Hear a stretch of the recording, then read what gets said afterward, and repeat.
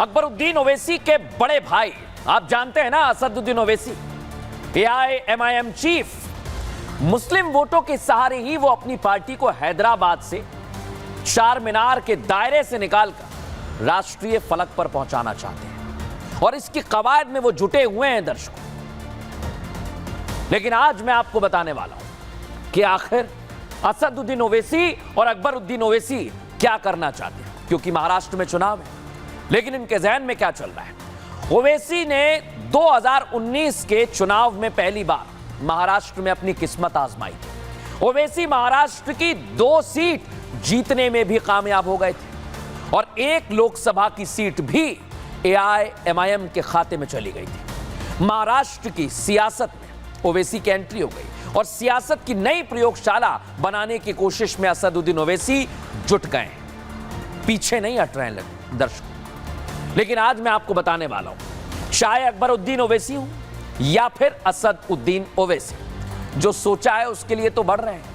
लेकिन दर्शकों, इस बार ओवैसी ने अपना दामन पिछले विधानसभा चुनाव से जरा समेट लिया है, सिकोड़ लिया है और पिछले बार से कम सीटों पर उम्मीदवार उतारे हैं। इसकी भी वजह है दर्शकों, इसकी बहुत बड़ी वजह है, क्योंकि ओवैसी सोच रहे हैं कि वो किंग मेकर बन जाए। किंग नहीं तो क्या हुआ, किंग मेकर तो बन सकते हैं।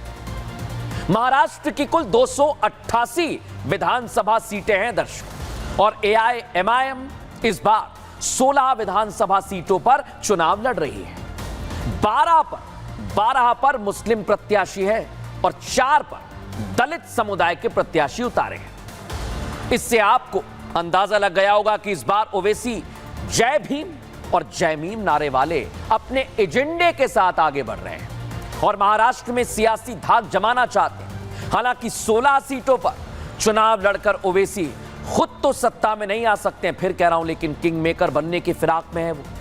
ओवैसी को उम्मीद है कि AIMIM 5 से 7 सीट जीतने में भी अगर कामयाब हो जाए तो सत्ता की चाबी उनके हाथ में आ सकती है, ऐसा ओवैसी को लग रहा है दर्शकों। लेकिन अब यहां सवाल उठता है, सवाल बड़ा गंभीर, आखिर ओवैसी ब्रदर्स ने यह फॉर्मूला सेट क्यों किया है? क्योंकि पहले तो 288 सीटों पर सिर्फ 16 उम्मीदवार उतार दिए और उनमें भी सिर्फ मुस्लिम और दलित। इसके पीछे की बहुत बड़ी वजह है दर्शकों, आपको बता रहा हूं। वजह देखिए, महाराष्ट्र की कुल आबादी है 11.24 करोड़ और मुस्लिम वोट कितना है? 11.56%। दलित वोट कितना है? 13%।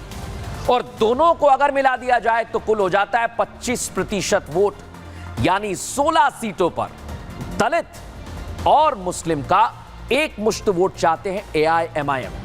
और अगर इन्हें मिल जाएगा तो महाराष्ट्र में ओवैसी ब्रदर्स बड़ा खेल कर सकते हैं, बड़ा खेला कर सकते हैं और इसीलिए अपने भाषणों में इस तरह की तकरीरें दे रहे हैं और इधर अलग अलग गेम प्लान बना रहे हैं। देखिए जरा क्या कह रहे हैं।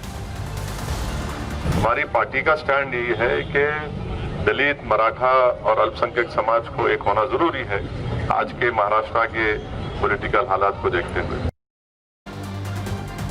महाराष्ट्र चुनाव में 16 सीट जीतने के लिए ओवैसी पूरा जोर लगा रहे हैं।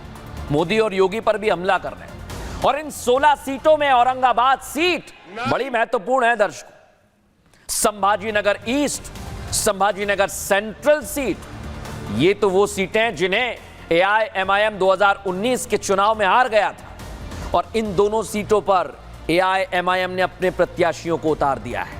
यानी महाराष्ट्र का जो रण है उसमें संभाजीनगर पर नजर है ओवैसी ब्रदर्स। संभाजीनगर पूर्व सांसद सैयद इम्तियाज जलील को यहां से प्रत्याशी बनाया गया है। संभाजी सेंट्रल से नासिर सिद्दीकी AIMIM के उम्मीदवार हैं। ये वही हैं जो बार बार हमला बोलते हैं, बार बार भड़काऊ बयान देते हैं। अब ओवैसी इन दोनों सीटों को अपने खाते में लाना चाहते हैं, इसलिए आज असदुद्दीन ओवैसी संभाजीनगर में AIMIM की जीत के लिए पैदल सड़कों पर आ गए। इस यात्रा के दौरान लोगों से मिल रहे हैं, वोट देने की अपील कर रहे हैं और दूसरी तरफ उनके भाई हैं। लेकिन पहले असदुद्दीन ओवैसी क्या कह रहे हैं, सुनिए जरा।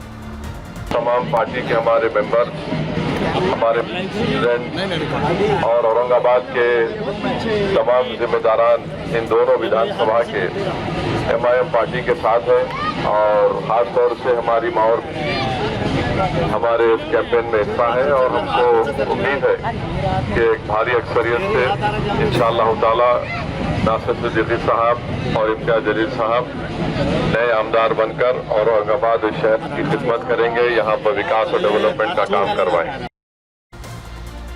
तो दोनों भाई आपने देख लिया क्या कर रहे हैं। दूसरी तरफ है भारतीय जनता पार्टी जो संभाजी नगर के रण को जीतना चाहती है और हिंदुत्व की जीत का संदेश देना चाहती है, क्योंकि तमाम सियासत के बीच शिंदे सरकार ने जिले का नाम बदलकर छत्रपति शिवाजी नगर कर दिया है दर्शकों, और इसी वजह से यहां का रण बड़ा दिलचस्प हो गया है। महाराष्ट्र विधानसभा चुनाव में तमाम सियासी दांवपेच के बीच टाइमिंग की भी बड़ी चर्चा हो रही है दर्शकों, और आपने भी सुना होगा ये अकबरुद्दीन ओवैसी, इन्हें 15 मिनट बड़े पसंद आते हैं और इसकी वजह भी अकबरुद्दीन ओवैसी ही है। बार बार भड़काऊ बयान तो देते हैं लेकिन 15 मिनट के कारण ये जेल भी जा चुके हैं, ये भी जान लें। इसके बावजूद सुधरे नहीं है, 15 मिनट को भूल नहीं पाए। तभी तो 12 साल बाद अकबरुद्दीन ओवैसी उसी लहजे में 15 मिनट वाला पैगाम दे रहे हैं, जिसके बाद सियासत गर्मा गई। महाराष्ट्र चुनाव की घड़ी 15 मिनट वर्सेस 15 सेकंड पर आ गई है। 15 सेकंड किसने बोला? नवनीत राणा ने। और इसी टाइमिंग के खेल ने चुनाव को दिलचस्प बना दिया है, लोकसभा चुनाव जैसा बना दिया है। लेकिन कैसे ये टाइमिंग की जंग चल रही है, इस रिपोर्ट में दिखाता हूं।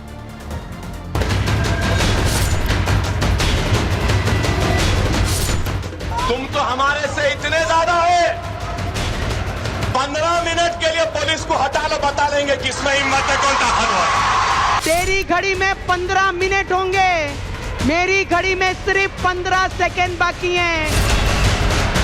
15 मिनट 15 सेकंड, ये वो टाइमिंग है जिसका चुनाव से रिश्ता पुराना है।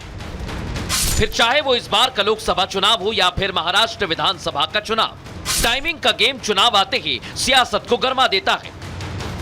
अकबरुद्दीन ओवैसी ने महाराष्ट्र चुनाव को लेकर पहली जनसभा की और उसमें फिर वही 15 मिनट वाला भड़काऊ राग अलापा। 9:45 कैंपेनिंग का टाइम 10 बजे, अभी 15 मिनट बाकी है।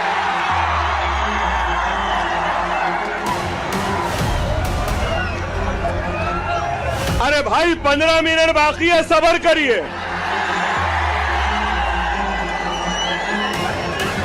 ना वो मेरा पीछा छोड़ती है ना मैं उसका पीछा छोड़ सकता। चल रही है मगर क्या गूंज है।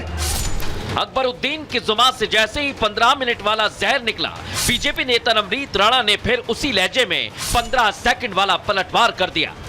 अरे छोटे ओवैसी, तेरे को कहना है मेरा कि तू हैदराबाद से आकर हमको बता रहा, मेरी घड़ी में 3 बजने को सिर्फ 15 सेकंड बाकी हैं। तेरी घड़ी में 15 मिनट होंगे, मेरी घड़ी में सिर्फ 15 सेकंड बाकी हैं। पहले अकबरुद्दीन का भड़काऊ बयान और फिर नवनीत राणा की ललकार ने महाराष्ट्र चुनाव में लोकसभा चुनाव 2024 वाला सियासी रंग भर दिया है, क्योंकि नवनीत राणा ने ही छोटे ओवैसी के 12 साल पुराने भड़काऊ बयान पर 15 सेकंड वाला पलटवार किया था। 15 सेकंड अगर पुलिस को हटाया तो छोटे को बड़े में ये पता नहीं लगा कहां से आया और कहां को गया। सिर्फ 15 सेकंड लगेंगे हम लोगों को, किसी ना मंच पे आ गए। नवनीत राणा का ये रिएक्शन अकबरुद्दीन के 2012 में दिए गए 15 मिनट वाले भड़काऊ बयान पर था। तब भी चुनाव थे और आज भी महाराष्ट्र में विधानसभा चुनाव हो रहे हैं। अरे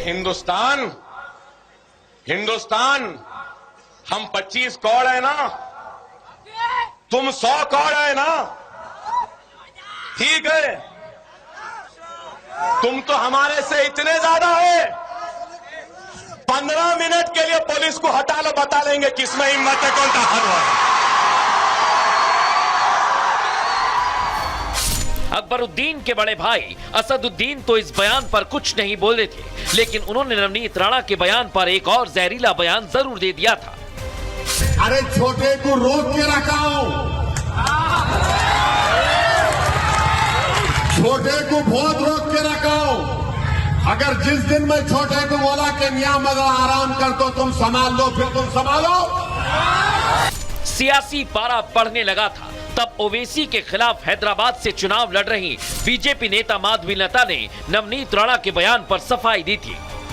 15 मिनट क्यों, एक 15 सेकंड ले लो, अपना वोट डालो, ये जो भड़काऊ भाषण में मत आओ। यही बयानबाजी महाराष्ट्र विधानसभा चुनाव को 2024 लोकसभा चुनाव की सूरत दे रही है। अभी तो मतदान में 11 दिन का वक्त बाकी है।